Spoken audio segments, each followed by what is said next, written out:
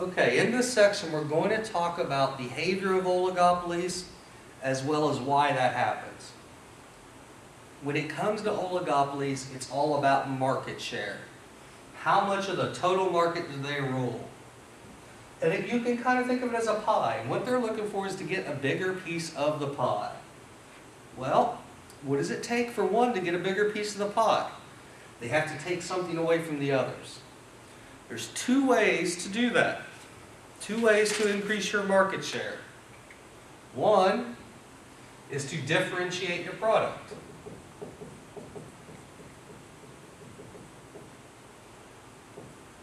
To differentiate your product, you've got to get consumers to perceive your product as different and thereby better in some way. This is one way to do it.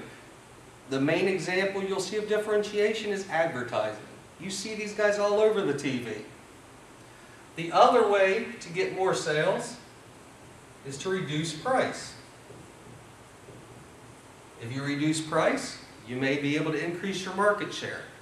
Here's the rub though. In oligopolies, you're talking about only 4 or 5 people. If you start increasing your market share by differentiation, you can expect a retaliation from the others. And they kind of do what we call a mirroring response. If you differentiate, you will see the others differentiating their products as well. They'll come back at you with advertising campaigns. However, if you reduce price, they will have no choice but to reduce their own price. And what will really be happening? If suddenly this little pie piece here decides to reduce their price to grow their pie, these guys over here have no choice but to do the same. And what ends up happening? The consumer wins, but all the people that are in this oligopoly, they all lose. All they do is keep the same market share because they all are forced to do it, and the pie gets smaller. All they did was cut their own throats. One of the things you don't see in oligopolies, one of the characteristics that we alluded to earlier, is this idea of non-price competition, differentiating your product. Once they start competing on price, they hurt each other. In this market, they have to work together.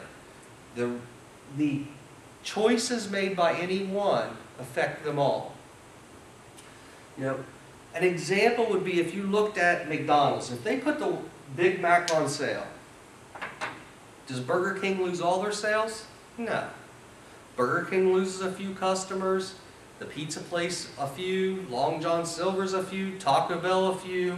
They all lose a few. And they can survive.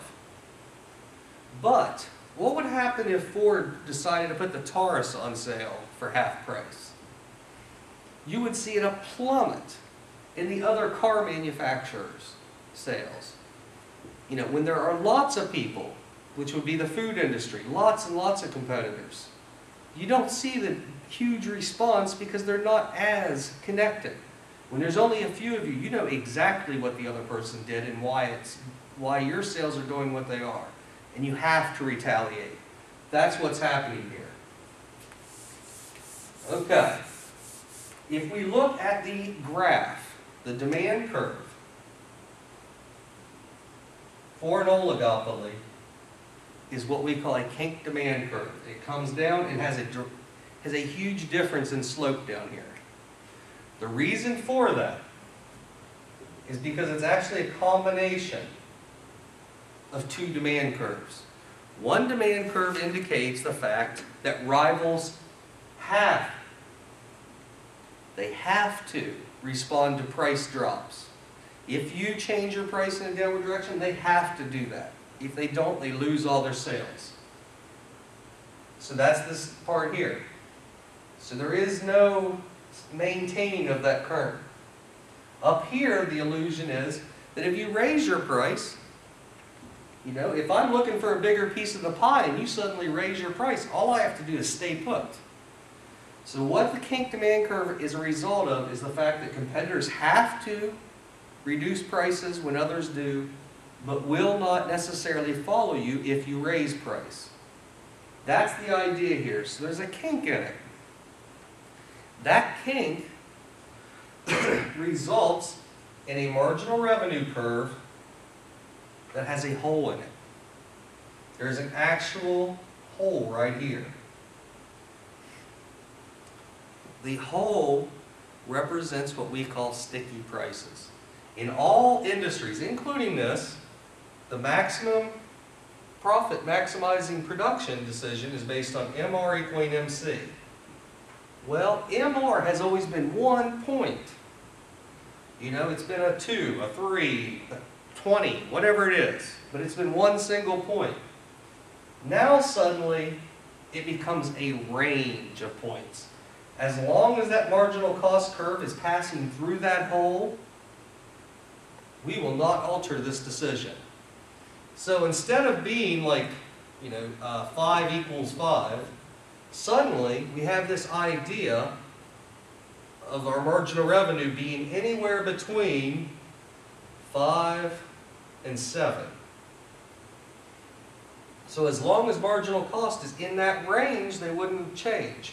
That leads to that idea of sticky prices. The fact that price changes don't happen very often is a result of this. They're kind of insulated from that instantaneous change because there's a range and because they are so interdependent on each other. All right, we're going to come back with the next segment and talk there about game theory and coordination.